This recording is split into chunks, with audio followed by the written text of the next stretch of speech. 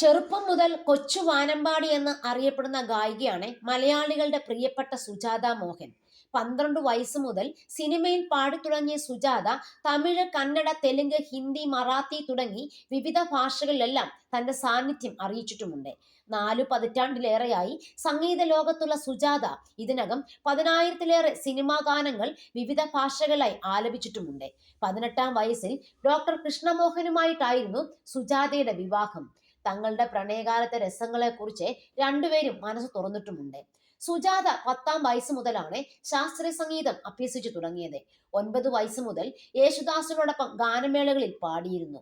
ഇപ്പോഴിതാ തങ്ങളുടെ പ്രണയ നിമിഷങ്ങളെക്കുറിച്ച് രണ്ടുപേരും പറയുന്നത് ഇങ്ങനെയാണ്. സുജാത ആദ്യമായി ഗുരുവായൂരിൽ പാടുമ്പോൾ സ്റ്റേജിന് മുന്നിൽ ഞാനുമുണ്ട്. സുജാതയ്ക്ക് 9 വയസ്സായിരുന്നു അന്ന്. സ്റ്റേജിന് മുന്നിൽ അമ്മയുമുണ്ട്.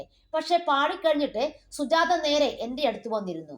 ശേഷം ഗുരുവായൂർ അമ്പലത്തിൽ തൊഴാൻ ചെന്നപ്പോൾ പിന്നാലെ വന്ന് ചോദിച്ചു, ഇന്നലെ കണ്ട ചേട്ടനല്ലേ എന്ന് മോഹൻ പറയുകയാണ്. സുജാതയേക്കാൾ 12 വയസ്സിന്റെ വ്യത്യാസമുണ്ട് എനിക്ക്. ഞങ്ങളുടെ ബന്ധം ഒരിക്കലും സഫലമാകുമെന്ന് വിചാരിച്ചില്ല. അമ്മയുടെ ഗുരു ചെമ്പൈ സ്വാമിയായിരുന്നു. അവരും ദാസേട്ടനും കൂടി ആലോചിച്ചു വന്നതോടെയാണ് വിവാഹത്തിലേക്ക് കടന്നത്.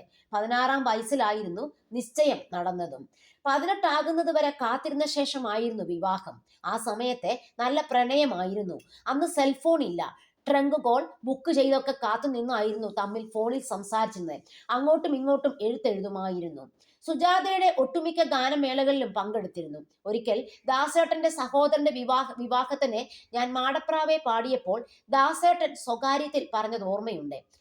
മാടപ്രാവെ വരും എന്നായിരുന്നു അത്. അവർക്കും ഞങ്ങളുടെ കാര്യം അറിയാമായിരുന്നു എന്ന് മോഹന്റെ വാക്കുകൾ. മോഹൻ പാടും. ഇപ്പോൾ വീട്ടിൽ സ്ഥിരം പാട്ടാണ്. കരോക്കെയൊക്കെ പാടി പാടി തെളിഞ്ഞു. നേരത്തെ ആകാമായിരുന്നു എന്ന് ഇപ്പോൾ മോഹന് തോന്നുന്നുമുണ്ടെന്ന് സുജാത പറഞ്ഞു. അന്ന് ഞാനിത് ഗൗരവമായി എടുത്തില്ല. ശാസ്ത്രീയ സംഗീതവും ഹിന്ദുസ്ഥാനിയും ഒക്കെ പഠിച്ചിരുന്നെങ്കിൽ നല്ലതായിരുന്നു.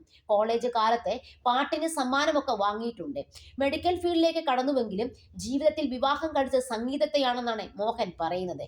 ഇവരുടെ മകൾ ശ്വേതാ മോഹനും മലയാളത്തിന്റെ പ്രിയ ഗായികയാണ്.